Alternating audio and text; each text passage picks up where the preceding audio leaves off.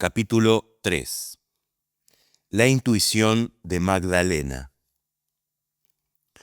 Cuidado, ese es un tipo siniestro, le dijo Magdalena Díaz Vialet a su flamante esposo Mario Cámpora, apenas el Rengo abandonó el departamento de Rodríguez Peña 2053, que había sido vivienda y cuartel general de Richelieu cuando era soltero.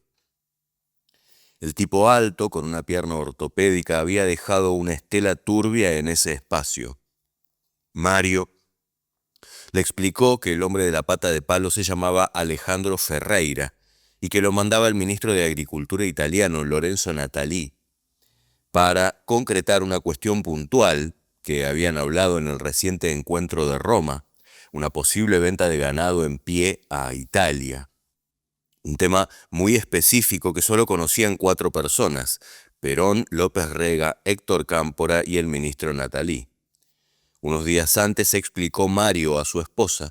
Héctor Cámpora había recibido una llamada presuntamente realizada por Natali en la cual recomendaba a ese señor Ferreira como contacto y solicitaba que viajara urgentemente a Roma. Ferreira, que casualmente también contaba con el aval moral del señor López Rega, quería que Mario viajara con él a Roma.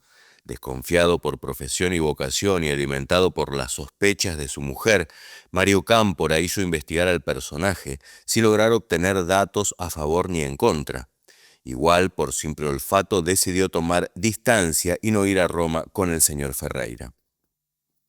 Iría, en cambio, a París y a Bruselas, como había acordado con Héctor Cámpora, para cumplir 2 cometidos importantes.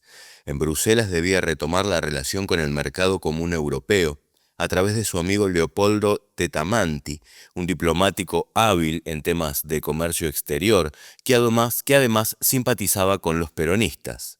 En la capital francesa lo aguardaba una misión imposible: convencer a Juan Perón de que asistiera a la asunción presidencial del 25 de mayo. Tanto él como su tío estaban de acuerdo en un principio: el 25 con Perón era una cosa, sin él otra muy distinta. Había que jugarse a fondo para que viniera. Se enfrentaba a una de las tareas diplomáticas más difíciles de su vida y previó, claro, la posibilidad de que el jefe reiterase la negativa a que había hecho pública en esos días. Lo que no pudo prever, pese a su experiencia, fue la tenebrosa escena que lo aguardaba en el Hotel Charidge la noche del miércoles 11 de abril. En abril, el tema de la violencia estuvo día a día en la primera plana de los periódicos. 1.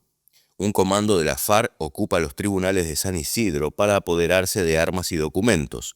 El ERP secuestra al contraalmirante retirado Francisco Alemán, es jefe de la inteligencia naval, vinculado al tema de los negociados en la Marina Mercante. La NUSA responde a una denuncia del Frejuli sobre las condiciones a que están sometidos los prisioneros del régimen, diciendo que no hay presos políticos, sino subversivos procesados o condenados por cometer delitos. 2. El mismo día en que el gobierno convoca a segunda vuelta para elegir senadores y gobernadores en 15 distritos, el diputado electo del Frejuli, Ricardo de Luca, denuncia la inminente ocupación por las Fuerzas Armadas del penal de Villa Devoto. Tropas del ejército custodian ya el penal de Villa Urquiza, Tucumán. 3. Los montoneros ultiman en Córdoba al coronel Héctor Alberto Iribarren, jefe de inteligencia del tercer cuerpo del ejército. Violando su propia legislación, los militares difunden ampliamente el comunicado de la organización peronista. Días más tarde, en una entrevista secreta entre Perón y algunos jefes montoneros, habrá una queja elíptica por esta ejecución. Los visitantes la defienden recordando que Iribarren era un conocido torturador. En ese caso hubiera sido mejor que lo atropellara un camión, habría respondido el viejo. Pese a la conmoción que el hecho causa entre los halcones, el comando en jefe del ejército anuncia que se entregará el gobierno. Arturo Monroy entrega a Cámpora una nota oficial confirmando que la Cámara Nacional Electoral lo ha proclamado finalmente presidente electo.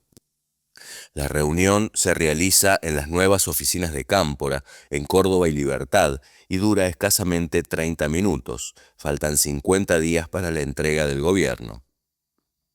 4. El vicepresidente electo Vicente Solano Lima, que está en Madrid para visitar a Perón, declara a France Presse: las fuentes de la violencia no son las fuerzas populares que han ganado las elecciones, sino ciertos organismos paragubernamentales y grupos extremistas de la izquierda y de la derecha. Monroy exige que ratifique o rectifique esa denuncia. 5. En un artículo para el diario Pueblo de Madrid, el señor Neustadt afirma que el ERP tendría entre sus planes el asesinato del presidente electo Héctor J. Cámpora.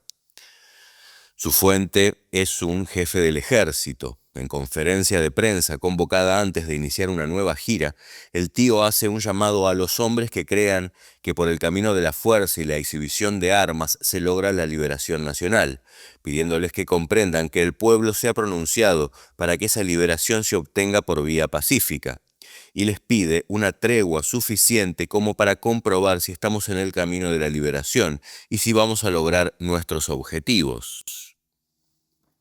6. En Mar del Plata, la Asociación Gremial de Abogados informa detalladamente del catálogo de horrores que escondían las casas del terror, utilizados por grupos parapoliciales para torturar a detenidos y sospechosos. 7. Secuestran al director de la compañía Nobleza de Tabacos y lo liberan 5 días más tarde, previo rescate. Desde Mendoza, en su primer mensaje por cadena nacional, el presidente electo sostiene que el nuevo gobierno encauzará democráticamente energías derivadas hacia la violencia. En tácita respuesta a las presiones militares, afirma que se reserva el derecho de nombrar a los futuros comandantes de las 3 armas. 8. El ejército inicia un vasto operativo antisubversivo. 9. El ERP envía un film a la televisión mostrando al contraalmirante alemán mientras es interrogado por los guerrilleros. La película prueba que el marino goza de buena salud. 10. El ERP ataca el aeropuerto de San Justo y destruye una avioneta del ejército. 11. Carlos Menem se solidariza con expresiones anteriores de Cámpora, afirmando que los guerrilleros son ciudadanos que luchan por la liberación con medios distintos de los que emplean los dirigentes políticos justicialistas, y que las formaciones especiales deben llamarse a sosiego sin bajar la guardia, porque la reacción no se va a quedar quieta hasta que logremos derrotarla definitivamente. 12. Un grupo de extrema derecha que se presenta como auténtica juventud peronista balea el domicilio del gobernador electo de Mendoza, Alberto Martínez Vaca, acusándolo de alentar la infiltración comunista en el peronismo. 9 legisladores electos del Frejuli visitan el penal de Rawson para interesarse por las condiciones de los prisioneros políticos. Los espera en la prisión en General Leopoldo Fortunato Galtieri. El consejero juvenil Rodolfo Galimberti propone la creación de una milicia de la juventud argentina. La sospecha de Abal Medina era certera. La conspiración para sacar de en medio a Héctor Cámpora había empezado antes aún del 11 de marzo. También era correcta su intuición de que Isabel y el Brujo lo habían sondeado para una posible alianza con los montoneros y la juventud peronista, que debía instrumentarse a través del propio Abal más que del volátil Galimberti. Sin embargo, a poco de andar, los conspiradores advertirían que la alianza entre el agua y el aceite era imposible y se lanzaron a cosechar resentidos para su causa, todavía secreta. La operadora más evidente en esa tarea fue la peligrosa Norma Kennedy, que había empezado militando en la Juventud Comunista, en el segundo mandato de Perón, y a comienzos de los 60, durante un viaje a la isla, habría confesado a la inteligencia cubana una añeja vinculación con los servicios argentinos. Junto a ella se alinearon otros burócratas desplazados por las fuerzas internas que hicieron el 11 de marzo. Uno era el metalúrgico de San Martín, Alberto Campos, y el otro Manuel Damiano, secretario general del muy disminuido sindicato de prensa. Ambos habían dejado amarillar lejanos laureles cosechados en la resistencia y habían sido asimilados por el régimen. Nada quedaba de aquel Damiano torturado por los libertadores que ensalzaba Cook. Ahora manejaba una estructura sindical que servía de fachada a los grupos fascistas y se vinculaba bajo la mesa a la mafia pro-gubernamental del Cholo Peco. Los tres se habían lanzado a recorrer las provincias dotados de abundantes fondos. Por arriba de ellos, manejando los hilos, el teniente coronel Osinde. Además de su propia vivencia, Abal Medina fue sumando otros elementos que insinuaban la trenza. Por torpeza o a modo de advertencia, el propio Raúl Lastiri le adelantó al secretario general que en Madrid estaban pasando cosas raras. Luego Rucci le reveló que había tenido una entrevista con Campos, en la que éste le había dicho: la señora Isabel está muy molesta con la marcha de las cosas en la Argentina. El 7 de abril, cuando partieron de gira para la campaña de la segunda vuelta, Abal Medina habló largamente con el presidente electo. Le comentó que el ambiente se estaba enrareciendo en la Quinta y le propuso viajar a Madrid para frenar la intriga. Cámpora pensaba que Abal manejaba mal la corte de España y les restó importancia a los avisos. Tampoco autorizó el viaje. El secretario general era imprescindible para asegurar la victoria en el balotaje. Durante la vertiginosa gira que abarcó Neuquén, Santiago del Estero, Mendoza, San Luis, San Juan, Paraná, Santa Fe y Córdoba, Norma Kennedy envió varios mensajes a Galimberti y a Abal Medina, exigiéndoles que entablaran inmediatas negociaciones. El 11 de abril en Córdoba, el dirigente de la JP y el secretario general se reunieron a puertas cerradas con el tío, insistiendo en la necesidad del viaje a Madrid. El presidente electo, que seguía siendo el delegado, se volvió a negar rotundamente. Decidieron entonces llamar a Puerta de Hierro por las suyas. Maldijeron cuando el gordo Bani les recordó que el general, la señora y Daniel se habían marchado a París para la estratégica reunión con el presidente mexicano Luis Echeverría.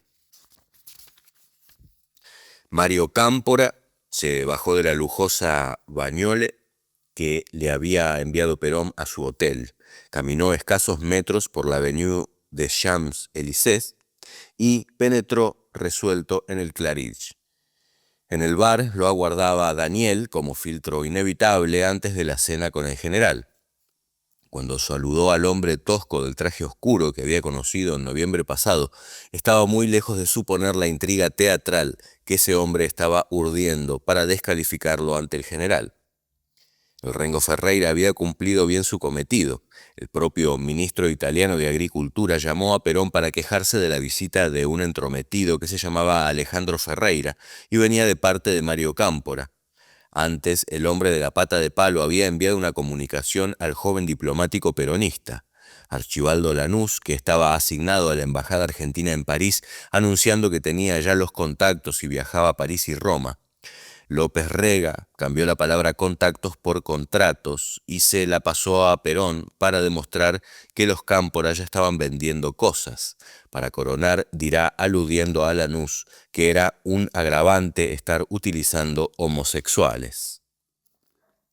Tan desprevenida como su marido, Magdalena Díaz Vialet llegó un rato más tarde al hotel y descendió a ese bar de maderas preciosas y veladores anaranjados, donde Mario y López Rega discutían en una mesa arrimada a una balaustrada, como un palco teatral. Vivaz, inquisitiva, la mano derecha de Richelieu percibió inmediatamente la mirada de alivio que Mario le dirigió al verla llegar y comprendió que su presencia lo ayudaba a cerrar una conversación tormentosa. López Rega le pareció terrible con esa cara, así como maquillada, y escuchó con asombro que Mario le dice, con fingida naturalidad, Daniel. El final del diálogo le confirma que Mario ha practicado un surf de alto nivel con un tipo torvo que quiere pelearse con él. El brujo, en efecto, le ha tirado por la cara un rimero de quejas, insinuaciones y amenazas que van desde el trivial nene no llama a la señora hasta el decisivo. El doctor Cámpora cree que el poder es de él, pero el poder no es de él. En la volteada cae también Benito Jambí, que luego le servirá fielmente. No puede ser, dirá entonces, sugiriendo que el embajador es un delincuente, que maneje la plata de la campaña y organice los viajes. Mario responde totalmente desconcertado. Nadie puede tener duda de que Héctor Cámpora es un mandatario que ha recibido su mandato del general Perón, y si el general Perón no hubiera sido proscrito, él sería el presidente electo. Pero de nada servirán los argumentos de fondo y las respuestas puntuales a las insinuaciones. Los Cámporas están condenados de antemano, y muy especialmente ese Mario, que aparece asociado al ayornamiento del peronismo y al mismo tiempo conoce la maquinaria del Estado. Alguien mucho más inteligente que el brujo ha detectado que Mario Cámpora ha trabajado duro y parejo para cambiar la imagen de su tío, que ya no es el mismo Cámpora del 48, del 49 o del 50. Y ese alguien, mucho más inteligente, daba vueltas por los alrededores del bar, haciendo tiempo antes de los saludos y la cena. Magdalena conservaba recuerdos entrañables del Perón iconográfico y del Perón radiofónico que había presidido su infancia. Se le había fijado aquel septiembre del 51, cuando le hicieron la revolución a Perón y su papá peronista, como toda su familia, la fue a buscar al colegio. Tenía 9 años y le impresionó escuchar en la radio de casa aquella voz que decía: «Vosotros, compañeros, que vestís el honroso uniforme del trabajo».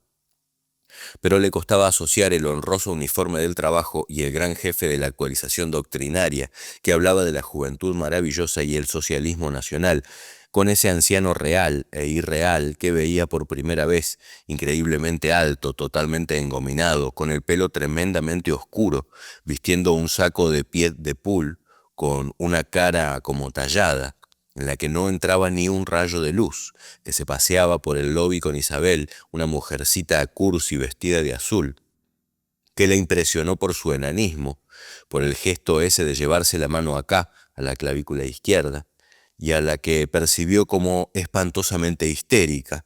Viendo a esa pareja absurda, le vinieron a la memoria, en brutal contraste, las multitudes y los cánticos del verano, desde el arranque en Giles hasta el 11 de marzo. Cuando se sentaron a cenar, la primera impresión se agravó. Ahora podía ir sacando conclusiones que la llenaban de temor, porque el hombre del pelo totalmente negro exigía esa falsa mesura de los militares, y a ella, que venía del país de los militares, le aterró comprobar cuán militar él era. Y también le preocupó que ese líder que solía hacer alarde de su chispa y su capacidad para seducir a los más diversos interlocutores, exhibiera un total desinterés por agradar a Mario Cámpora, al que escuchaba con atención, pero con terrible frialdad. Magdalena se perdió buena parte del diálogo porque la mujercita histérica la abrumó con una de esas chácharas típicas de señoras, que la esposa de Richelieu odiaba porque la obligaban a dividir sus oídos para capturar hilachas de la conversación de los hombres, siempre mucho más interesante. Obligada por su parloteo, avanzó en la observación de su interlocutora, que parecía ocultar un fondo inquietante bajo esa apariencia modosita de costurerita sin pasión.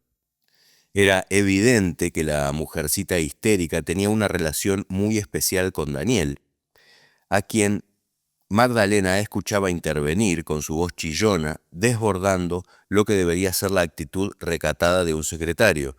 Perón, a su vez, trataba al secretario sin ningún respeto y en algún momento hasta lo hizo blanco de sus ironías. Este se la pasa escribiendo unos libros enormes que no lee nadie. No obstante, lo dejó interrumpir y entrometerse durante toda la cena. Magdalena miró al de la cara como maquillada y se dijo: «Este está transmitiendo un mensaje, quiere hacer saber que él opina. Mario hizo esfuerzos sobrehumanos para mostrarse persuasivo y diplomático, y solo obtuvo evasivas y frases vagas a sus reiterados pedidos de orientación, especialmente cuando le preguntó al militar de maneras mesuradas qué debía decir Héctor J. Cámpora el 25 de mayo en el discurso de Asunción. Perón fue deliberadamente cantinflesco y el sobrino pensó: está tomando distancia de Héctor. Acá hay 4 sentados a la mesa de póker y solo Héctor juega con las cartas a la vista. A la distancia, simpatiquísimo con su boina, vieron al periodista Luis Guanini, que cubría para Clarín el viaje a París del general. Mario iba a comentar que Luis estaba colaborando con el Frejuli cuando Perón dijo con inesperada irritación: «Ese tipo es un secante». A los postres, el clima era gélido.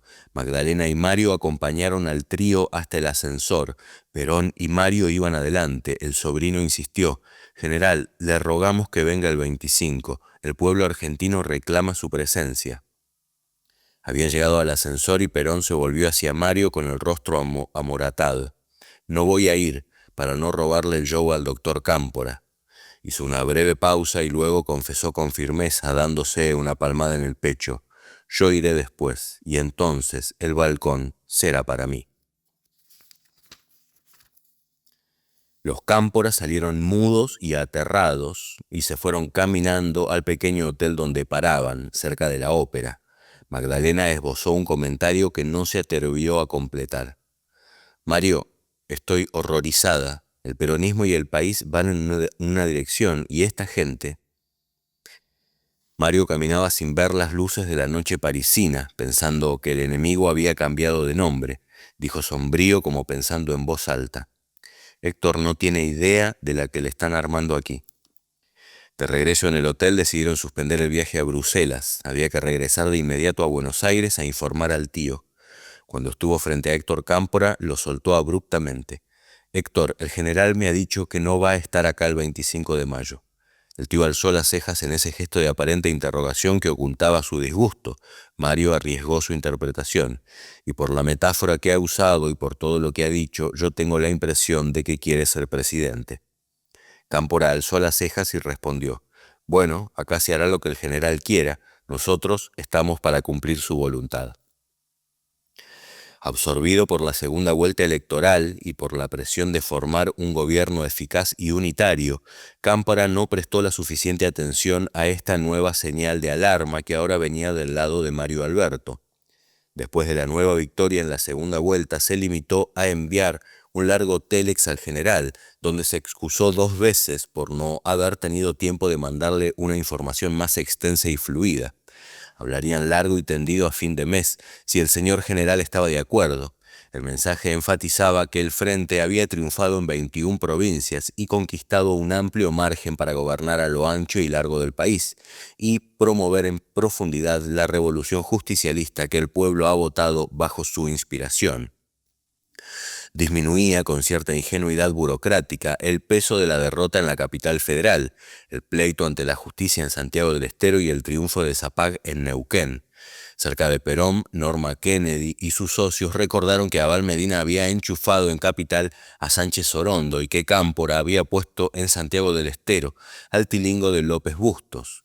De Neuquén no se podía hablar mucho porque Perón mismo le había ordenado a Juan Manuel usar contra Zapag toda la artillería, aunque se pierda.